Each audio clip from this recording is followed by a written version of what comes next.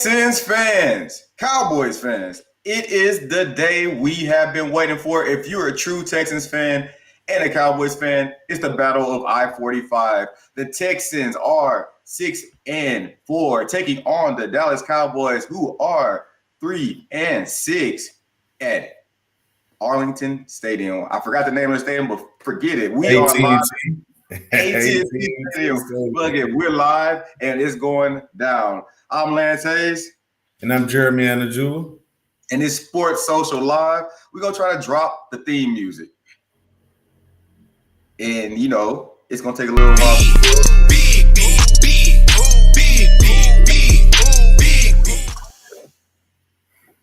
Forget it. The Texans are 6-4, taking on the 3-6 Cowboys on Monday Night Football. It's lit. How you feeling this week, big dog? Man, I'm feeling good, man. I'm not gonna lie, I'm a little nervous, But hey, just some pregame jitters. If you ain't got a couple little butterflies, you don't care. You already know. You gotta take that pregame shit today, because I think it's going to be a tougher game than expected from the Cowboys, and the Texans just haven't shown us any type of consistency. So I'm excited for the game, big dog. So let's get into it. I mean, in this episode, we're going to talk about the prove it. The Texans having to prove it. We're going to talk about C.J. Stroud, a little bit about the DeMeco Ryans, run a little bit about the Cowboys, and then touch on the betting lines. So the first thing we're going to say is the Texans offense. It is time to prove they're not pretenders. What are your thoughts on this line and statement, dog? Yeah, man, this is a game where we should be efficient, should be able to run a clean set. But, yeah, like you said, it's kind of a prove it moment. I don't think we are as good as we thought we would be at this point due to, the O-line issues, play calling, whatever you may have. Sophomore slump for CJ, but this game would be kind of the last straw for fans. I do think they still have time to get it together, but from a fan perspective, if the Texans don't come out and really ball on offense, then I think they're going to lose a lot of the confidence from our fan base. I totally agree. I want the Texans to come out and hoop today. When I say hoop, for me, that means they come out and they do what the Detroit Lions just did in their game, and that's just go out there and BTA, and that's beat that ass. I'm trying to see the Texans, if we are the team that we say we are, show they have some nuts and nut up, man. It's one of those games where we can't come out here with the conservative running on 3rd and 10 to line up a 58-yard field goal. No, go get it. And we can't have no 2.3 yards per carry type game either. Like, we need Joe to be able to consistently bust down. You know what I'm saying? Yeah. Like, give us that running game we had against the Colts. Give us that running game, that we had earlier in the year with Joe. He has the potential to do it, man. The offensive line, though they're not great, they should be able to put a body on a body. And hat on a hat. Yeah. I agree, man. We have to.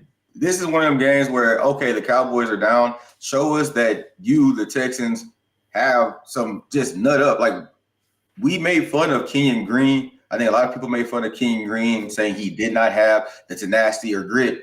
But ultimately, the offense looks like it does not have tenacity and grit, aside from Nico Collins, Mixon, and C.J. Stroud. And C.J. Stroud looked like he was tried and tested at times and frustrated. So the only unwavering person you saw was really Mixon for him and Nico Collins for a majority of the season.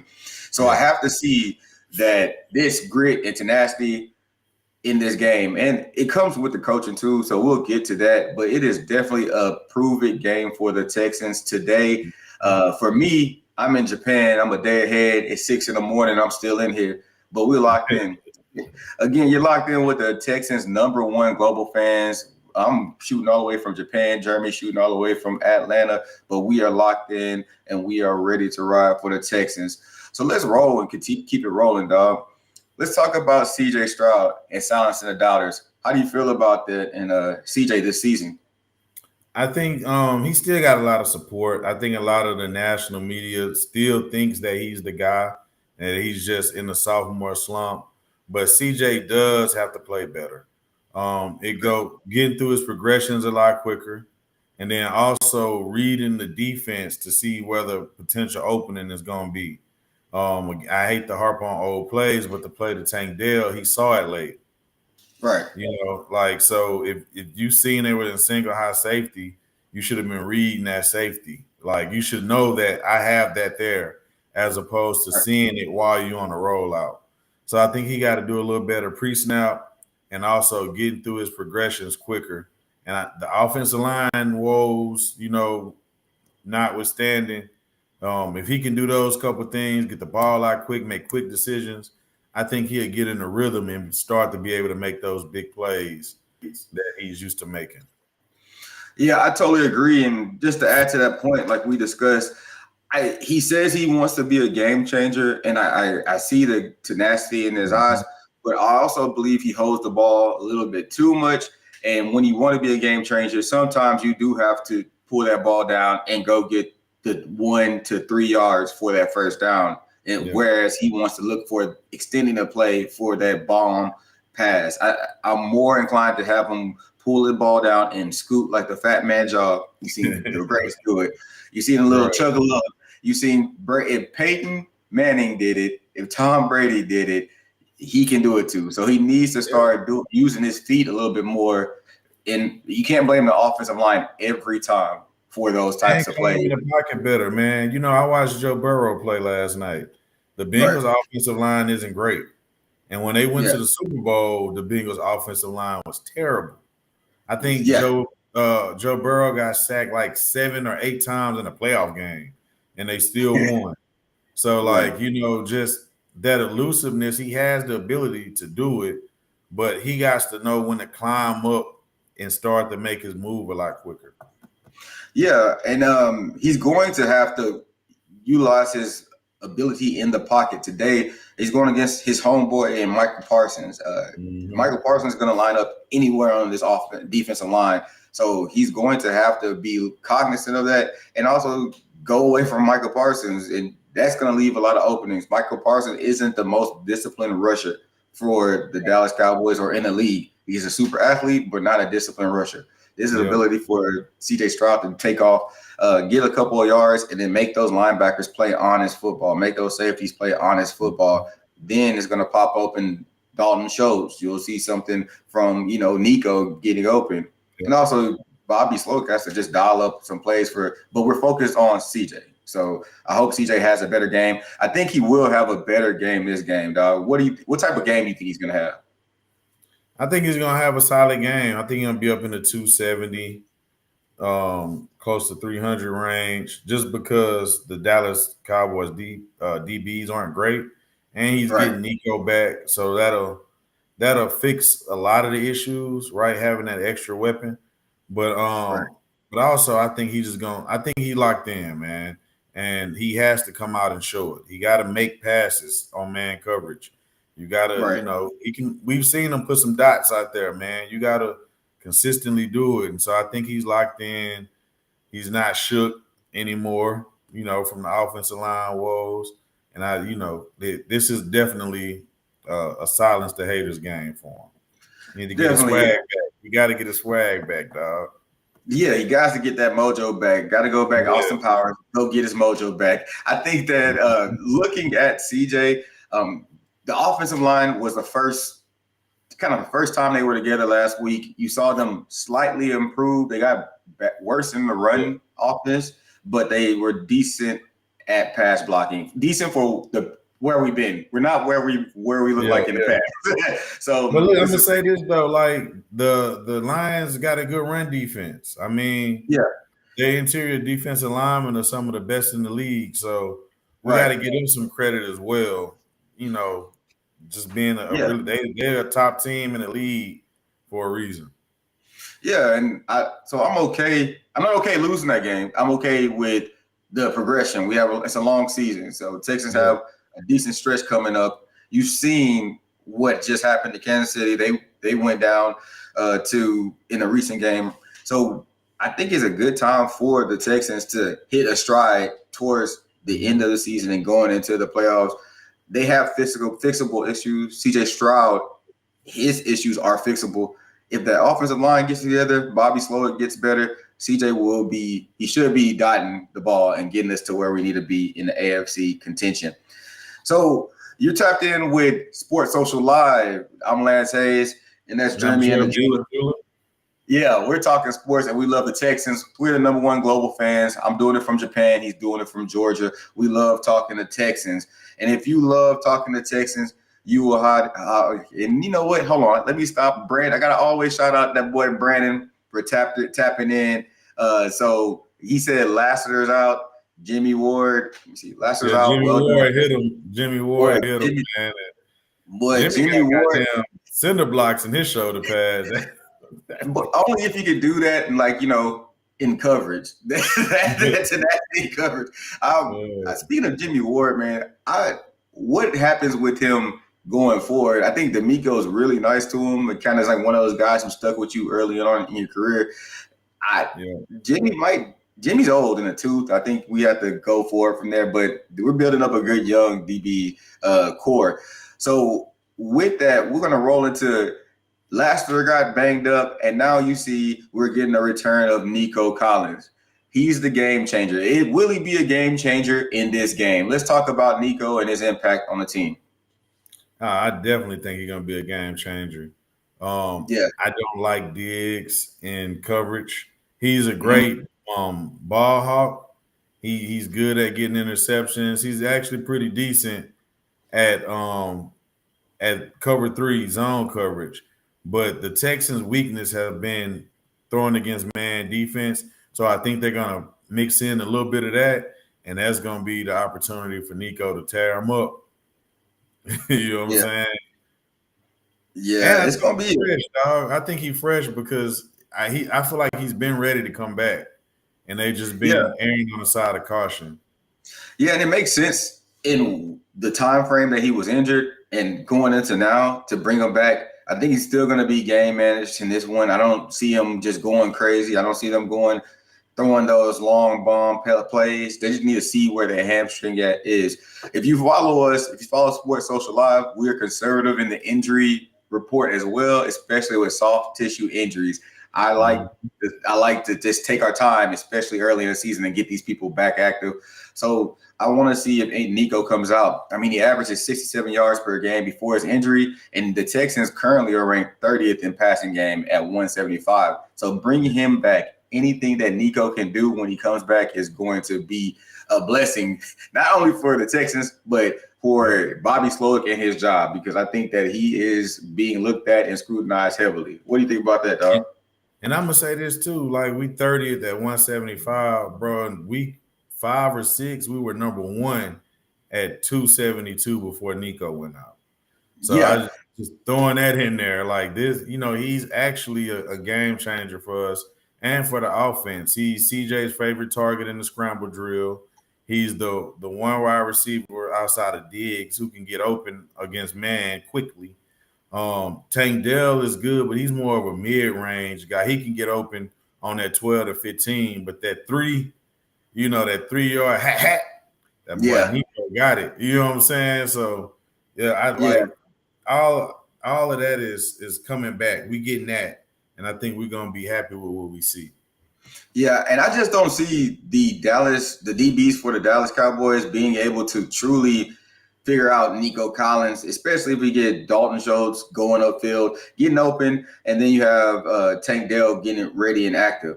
One of the things about Nico Collins coming back, I see that we have a chance for Mechie and Xavier Hutchinson to have a good supporting cast role as a number 3 receiver. Which one of those guys do you feel is going to have more of an impact on the team, Mechie or Hutch? Oh, Mechie, dog. I think I'm off the Hutch train, dog. Man, me too. I'm off the Hutch bus, dog. The Hutch bus. I thought Hutch was going to do it. He had his opportunity. Oh, we gave it a chance. Yeah. We gave it a chance, bro. And he just couldn't get open against good man coverage. And Mechie was consistently getting open. Yeah. Even when CJ didn't hit him, I mean, he was wide open on a lot of those plays. So I think I'm with the Mech mob on that one, dog. Man, I hated on Mechie a lot, to be honest with you. But you know I hated on Mechie. But I think this might be a game. A couple of betting lines have him at only 16 and a half yards is his over and under. So I think this is the game that he does that. He continues that trend and he can get that 16 and a half, especially going against cornerbacks like Jordan Lewis, Deron Bland, and then the safeties Donovan Wilson, Malik Hooker. I don't see the Cowboys being able to truly hold those three receivers. So Nico Collins, Tank Dell, and Mechie should have a solid game if they're able to run levels, and Bobby has to call those levels. So while we have while we have you guys locked in, we can't talk about Texans without talking about the offensive line. Can the offensive line protect CJ Stroud for once? And I keep on running this until we get it fixed. What do you think, Big Dog? Yeah, man, I think I like the group that they got. One of the things that I really like is Juice Scruggs is playing his natural position, Right. at guard, and I like J Pat at center. I do think J Pat is a little more athletic than Juice, so we'll see. A lot of the issues come though with the Texans. They have the center calls the protection, so Right. that's kind of the issue where our youngest players on the offensive line are playing center, calling those protections. So we don't have a Jeff Saturday guy or Mike Pouncey that can just Boy, we come got that. in and Fix make it happen. But Yeah. I do like the mix. They just have to be consistent in their communication. Yeah. Like Michael Parsons is gonna get his. I mean, he's tough for anybody, but we can't get beat on the dumb plays. CJ holds the ball, so I do expect some sacks. But like Right. last week, they played much better. It was a much cleaner pocket. He just missed some throws. So Missed throws yeah, against a good defense. I think they're gonna be good, man. I think they're gonna be straight today. Yes, 2 weeks in a row. We should have the same lineup. One thing I have to give the defense, the offensive line credit for, of all the negatives that they've had, they've become more disciplined from a penalty standpoint. Like we were having at one point in time, we had 11 penalties from the offensive line. So they're becoming more disciplined. Not saying they're playing better, but they are becoming more disciplined from that terrible start to now. So if you're going to give them a kudo and a positive, hey, you're locking in and becoming more disciplined. Now this time is the time for them to mesh and kind of integrate whatever Bobby's scheme and overarching theme is to kind of get that under his way. That Shanahan system, modified Shanahan system, might not be what Bobby needs to do, but if these guys can learn it, oh well, we should be in good favor. I think Parsons has 9 sacks on 32 pressures this season. That's a stat that is staggering. When he's been out, he got hurt. So yeah, he was out for what, 3 weeks, 4 weeks? He's pretty much the Nico of defense for them guys. So yeah, bro, he a bad man, bro. Like, yeah. so with that, it's gonna cause some issues. But again, it's scheme as well. They're zone blocking the pass at times, so it's easy to predict. The first, I'm gonna give Bobby credit. The first halves of every game have been okay. Right. I mean, bro, we had 23 in the first half against the Lions. We had 14 in the first half in the previous week. So like they're scoring in the first half. It's just the second half once the defense gets a good feel for what Bobby like to do. He don't mix it up. He don't throw him off. Yeah, I wouldn't go as far as say we're okay in the first half. I think our defense puts us in good positions, and all he has to do is pretty much let us kind of cook a little bit when he comes out there. So the defense has played so well. I mean, all the picks, all the turnovers, all the pressures puts the Texans in great field position, and then you have athletes to kind of make up for Bobby's laps. So. Right.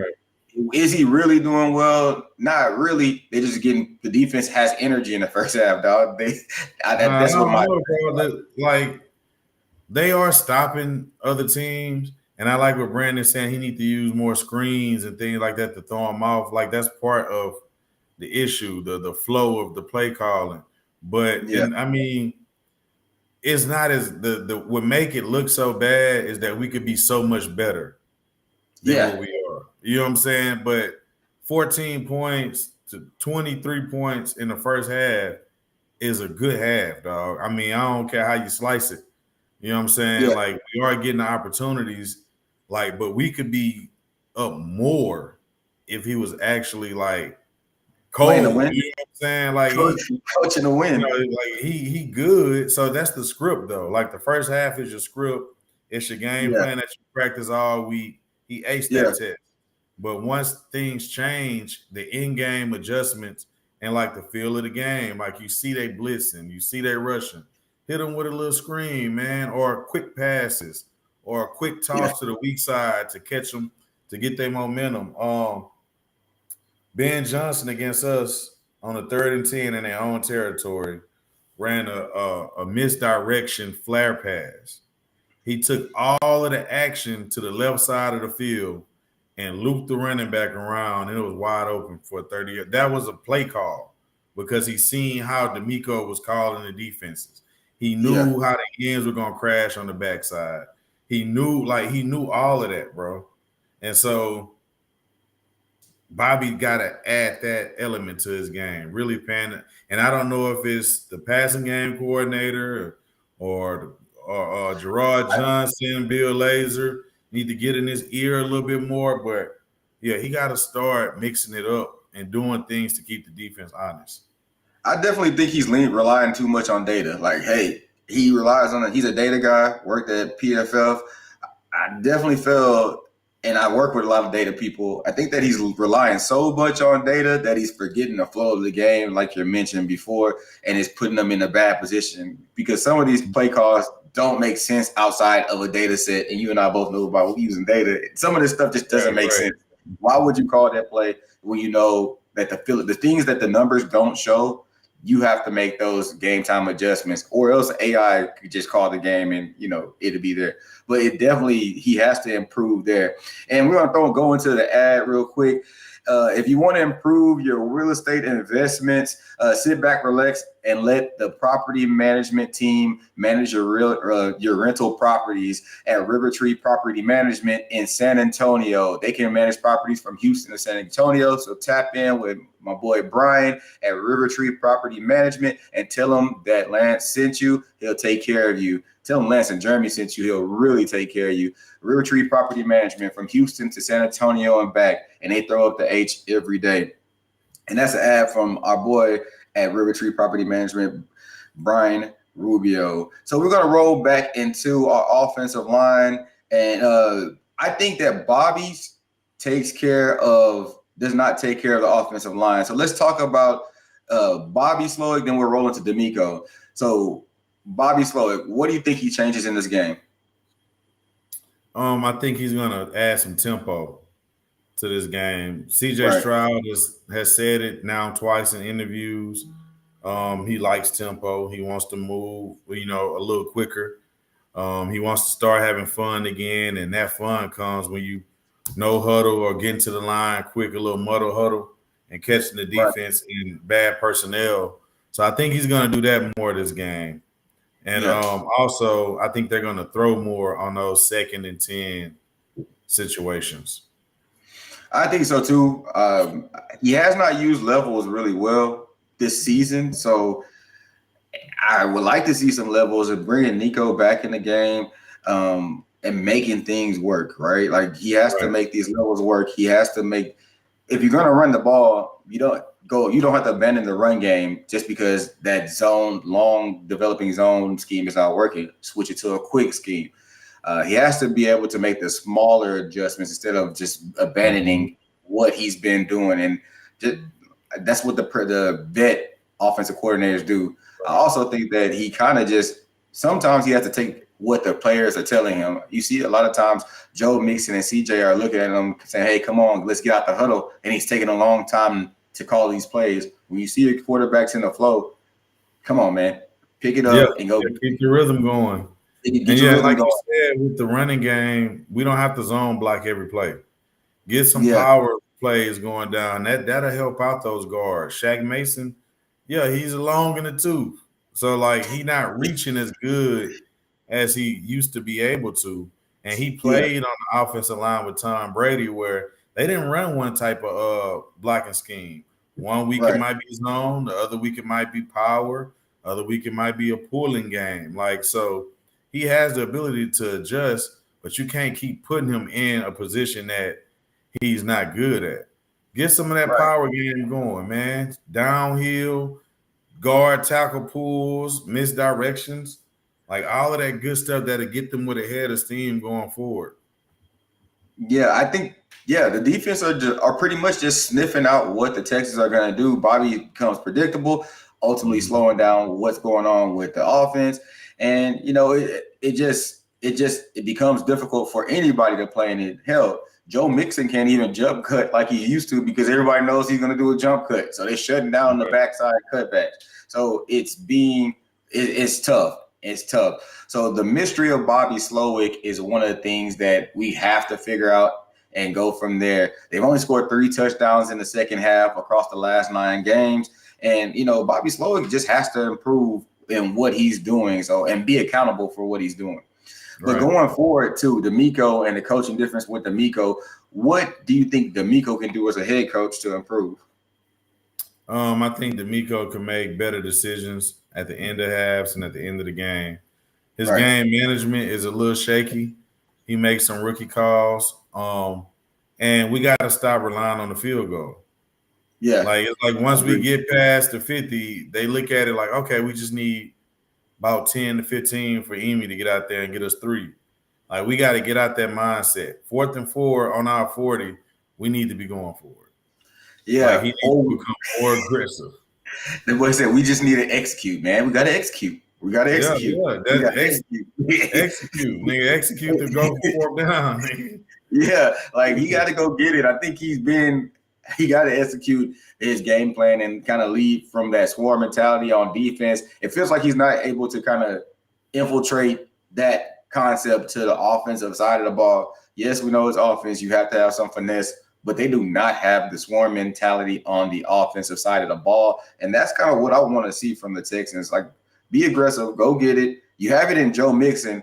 CJ kind of has it, but it seems like he has too much to process and think about. So you got to give the offensive coordinator has to put him in a place to make those plays. And I think that starts with D'Amico being like, "Hey, Bobby, let's go get it. Come on now, let's go pick it up." Like You you got 4 saw, downs, Bobby. So yeah, come on.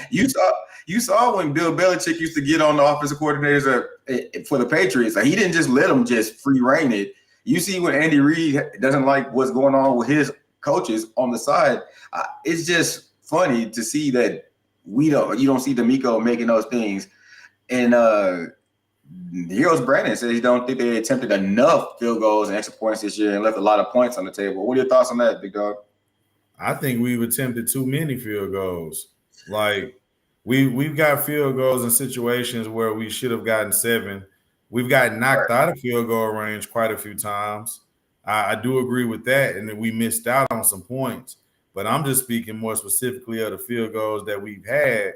Um, they were long field goals. Amy's kicking a 50-yard field goal every week. Like True. we need to go for that. Like anything between the 40s is the rule, right? That it is up for game, and especially when you're across your own 50. Like we gotta start thinking touchdown as opposed to field goal. Like if you look at the Lions, they lead the league in 4th down attempts, right? Right. You know it's an issue with guarding them because once you cross that 50, you got to guard them for 4 downs on that 10 yards. So 2nd and 10 is really 1st down for them. Because if they get 5 yards on that 2nd down, oh, they going for it on 4th down. It was a play that they ran against us. It was 3rd and 7. And people was like, why? Or 3rd and 8. They're like, why did they run the ball? Because they was gonna catch the Texans sleeping on the run play, thinking, okay, we'll get like 4 yards and we'll go for it on 4th down. That's why they ran it. They not running it like Bobby running on 3rd and 8 from the 42 trying to get 3 yards for us to get a closer field goal. No, they was running that thing so they can get 3 or 4 yards and then go for it on 4th and 4. That aggressiveness makes the defense play a little different. Right. Oh, man, up here, what we gonna do? Like we can't go all out because even if they don't get it, if they come up short and we crash, they're gonna go for it on 4th down. So it puts a lot of pressure on the defense knowing that they got to guard you 4 times once you cross that 50. And D'Amico has too many times opted for a field goal on 4th and 2, 4th and 3. Like I would rather give up points than to minimize what we can do as an offense. If we're gonna take that next step, that changes the culture of the team. That completely changes the culture of the team. Yeah, you see CJ, they want to do it. So CJ, Mixon, they want to go for it. They want to have that tenacity. So whoever's making those decisions, kind of toning down the offense, it's going to come light. I kind of think it's a group decision from D'Amico and Bobby because there's no way that they keep on making the same thing out of tandem. So I think it's a tandem decision, and they say, hey, we're going to go for field. Put Emi out there. No. Go get it. Go get on their heads and get it and show them you're aggressive. You need to show these defensive coordinators you're not going to do the same thing over and over again. Change the script up on each and every team that you play for this season. So I'm going to see what they're going to do this game. They need to be aggressive. They need to attack the Dallas Cowboys, put the ball down their throat, pause. But they got to go hard against these Cowboys. They cannot let up. And Joe Mixon's going to do it. You know he's going to bring that. You seen some aggression from the offensive line last game. They were aggressive. They were moving down the field. Blake Fisher is getting his feet. They're doing their thing. I said Blake Fisher, excuse me. He's hurt. But, they're being more aggressive. And so I want to see them put it together. But before we close it out, dog, you have any other thoughts that you want to talk about this game? What are your top 3 things that you want to see in this game? I want to see the defensive line run up the sack numbers. After I watched what Danielle Hunter did to Penny Sewell last week, I'm encouraged. Oh my gosh! We should be able to run up the sack numbers, and I want to see the offense be efficient, score touchdowns, and not just settle for field goals. I agree. And the third thing is I want to see how Jeff Okudah look on the outside. Man, that's a good point, man. I didn't make that a point, but I do want to see how Jeff Okudah plays. So I'll go with my top 3 things I want to see. I want to see tenacity from the entire team. I don't want to just see it from the swarm mentality from the defense. I want to see tenacity throughout the entire team. And it looks like the only phase of football that we're missing is the Texans offense. We got to get that tenacity flowing over there. Number 2, I want to see the defensive backs shut down the pass game. I want to see them be a little bit more, I want to see them cover and not have those give up the explosive play to CD. It's one receiver. They should do better. I kind of just want to see that and just show them that they're a true shutdown defense. Third, I do want to see that I want to see CJ take to get over the hump, right? I want to see him just get over that hump and just show that he's elite. They've dropped him down to the number 18 quarterback in the league. If he sees that, I know he got to be pissed because there's some people above him that aren't that good. So I want to see him be that true game changer and get over this weird hump that they are in. And then Brandon dropped something in. Yeah, Goff caught the ball off first into the dirt a lot. If anyone or backups hold on to it or any longer, they're sacked. Yeah, Goff is able to get rid of the ball. Man. I like how Goff not trying to go back to the feeling that he had when he got ousted out of LA, man. Goff is playing. He's balling. He threw 5 picks. He threw 5 picks, but it was only one of them, I would say, that was like, dang. And that was like after they picked us off at the start of the second half, he threw a pick. But the other ones, I mean, they were like punts. Yeah. But so let's go down until we're gonna punt it, see if people are gonna make a little bit of money this week, dog. We've been doing good. A lot of people are tapping into other Texans content creators, but I forget they're not tapping into the ones who can make you some money. We don't even have a betting link. We just do this for fun. And again, we're the number 1 global Texas Fans at Sports Social Live on YouTube, at Sports Social TV on X. So these are the current betting lines. They might shift a little bit, but this is what I have: -7.5 for the Texans. 42 is the over and under, and the money line is at -400 Texans, +310 for the Cowboys. What's our final bet decisions? Man, I was taking the Cowboys with the points and the over, but the spread dropped a little bit to 7, and they leaving it at 42 points, so that's a discrepancy to me. So I'm going to take the Texans with the points and the over on the point total. Yeah, when it went down to 7, I agree with you, because I'm looking right now. When it went down to 7, I see 7 and 7.5. So if it's at 7, I'm liable to take the Texans. At least you can possibly get that push. I do think the Texans, things are lining up in the Texans' favor. The Dallas injury report isn't favorable. They're banged up. The Texans are getting healthier. The Texans have a bit more tenacity and want to play for something on the team, throughout the team. The Dallas Cowboys kind of lacking in that area. So I agree with you. I'll go Texans with the points. If it's 7, if it's 7.5, like I have on the screen, I would lean towards the Cowboys being able to make it a 1-score game. The over and under, I think I'm going to go with, I said the under. I've been rolling with the under, but I think we're going to get a good over in this one. All right. I think we'll get a good over. I think the Texans come out, they get a good 34 to 17 type deal. Got you. What about you? You said the under, or? No, yeah, I took the over on the points, and I took the Texans with the points. Even at the 7.5, I think they're gonna win by like 10 points. Yeah. So, yeah, it'd be good, man. Originally, I took the Cowboys with the points at the 7.5, because we haven't shown that we can really put our foot down people net. But I think our defensive line is so good that it's going to cause a lot of problems for Dallas. So I just saw a report from Dylan Delgado that the Texans are expected to start cornerback Kadar Holman tonight. What are your thoughts on that, dog? At CB2. That's weird. Holman has played solid in the backup role. I think he's played in like 3 games this year. He came in when Ross was getting towed up. He came in to sub out Ross. I think he's serviceable. I mean, he's not going to be guarding CD the whole game, but they definitely can try him. And Holman is pretty fast too. So, he can run with guys, but we'll see, dog. Yeah, we're going to see. We're going to see.